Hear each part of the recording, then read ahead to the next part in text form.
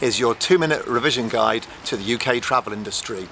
So, who are the companies involved in the UK travel industry? Well, obviously we've got the bus companies, the train companies, the boats and the planes, which are travelling all around or out of the UK. So like here in Devon, we've got people like First Great Western providing train services, we've got Stagecoach providing bus services, and we've got Brittany Ferries leaving out of Plymouth, and we've also got Exeter's own airline, which is Flybe.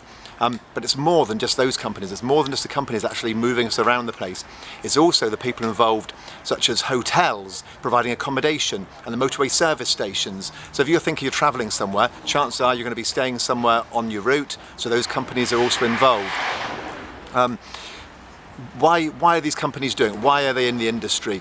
90% of them are in it to make a profit. These are just normal companies out there to make a profit. There's a few exceptions. The main exceptions are probably things like the tourist information centres, which are perhaps provided by our local councils or provided by government.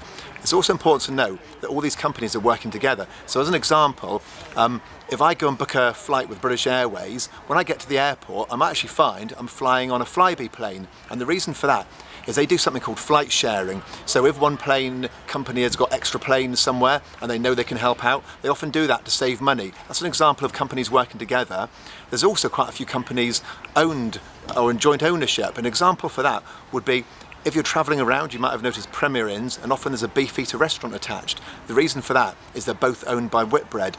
If you want to find more examples of companies working together, you can find their websites. Look on their websites and look for partnerships. If you go onto Virgin's website, for example, and look for partnerships, you'll see all the other companies that Virgin work with.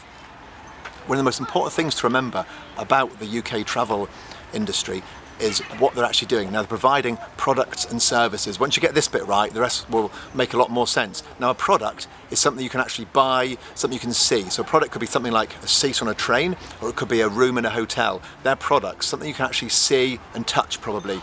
A service is when somebody does something for you. So for example, if I'm sat on a train and someone comes and sells me a train ticket, that's a service. If I go onto the internet and book myself seats on a plane, that's another service being offered by that airline. Now, you'll be wondering, why do people travel? What are the main reasons people are travelling in the UK? Probably, well, the main one we're going to be looking at is holidays, all sorts of different holidays, but then you've got people travelling to see family and friends, travelling for weddings, and travelling for big sporting events. Now, of course, a couple of years ago, loads of people travelled to the UK for the Olympics, and this autumn it's going to be the same, because we've got the Rugby World Cup in this country, and there's matches being played here in Exeter, so people will be travelling around for that. At one time, nearly everybody would have booked their travel through a travel agent. Happening less so now because of the internet, so many of us are now, we're just going to the websites and we're booking our own flights and accommodations straight off the internet. But travel agents still play a really big part, and we'll be looking in a minute about how travel agents are involved in all of this, and yeah, what their part is in the UK travel industry.